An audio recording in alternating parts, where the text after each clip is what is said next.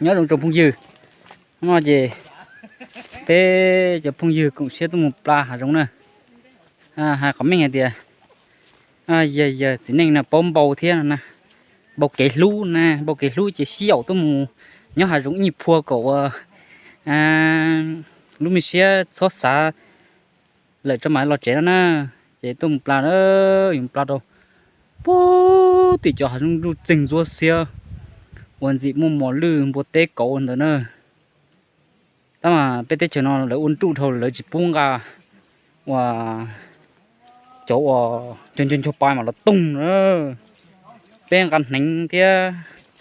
ngã trụ công té, chua, cầu là xin mua té, té đi xí nữa, hòn tra té chỉ thon nánh xứ, một trâu tới cho diễn nào thế chị, ngã kênh thế nè, chiều ngã kênh, ngã trụ công nè. Sao mày thấu chỉ là hai lúa ba sao mày nó chỉ bé hai tiền cả chục công một chỗ nào nó ta nó rồi cho phong dư nó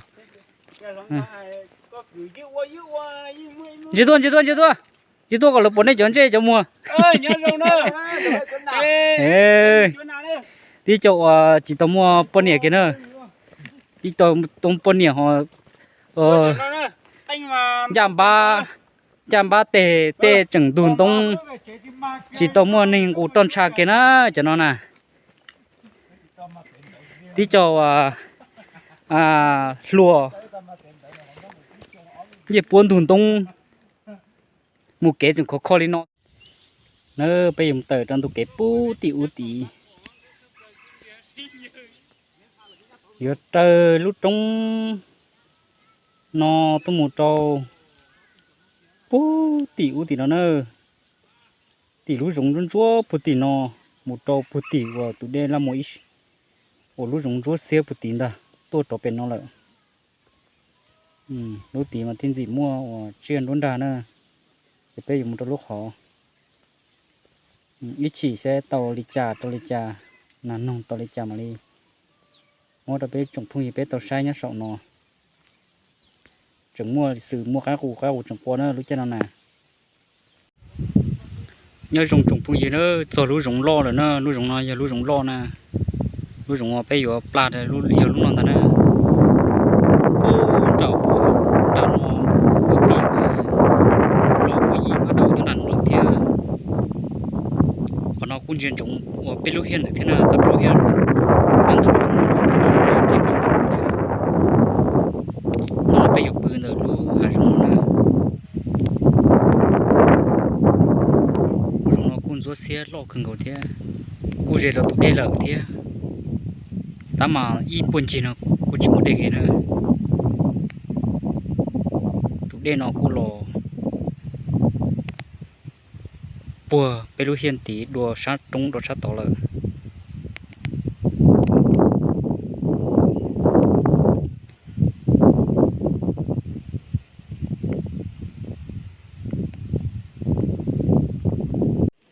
trồng phong dư nữa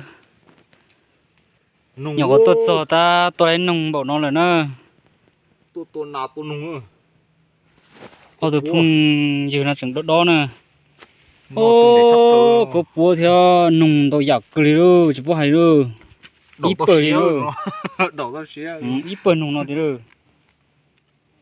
đó đó đậu nữa đó dê giống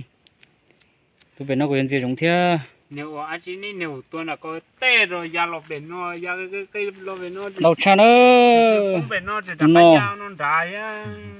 tụi nó ăn trao nó tra lâu tụi nó lâuตื่น thế nó gì ơ đậu giờ kia á đậu cười đi rồi quá hay rồi tê là giờ đi lấy rồi tụi chị chúa nè đâu mà nó phải nó chẳng nó mò nữa tí cho trò nữa sao mày nó tôi chỉ muốn để cho pla tôi tài mong thứ tôi bự tới mò là tôi nhớ là nó có trên nó em bỏ lùi cho nó thế nữa trả nó từ bé mông rồi nè bé mông là ta từ lấy nông bỏ nó lại bé tua thầu cậu oi giờ xí nè cũng mua cơ cho nó uống nó chỉ nó nhỏ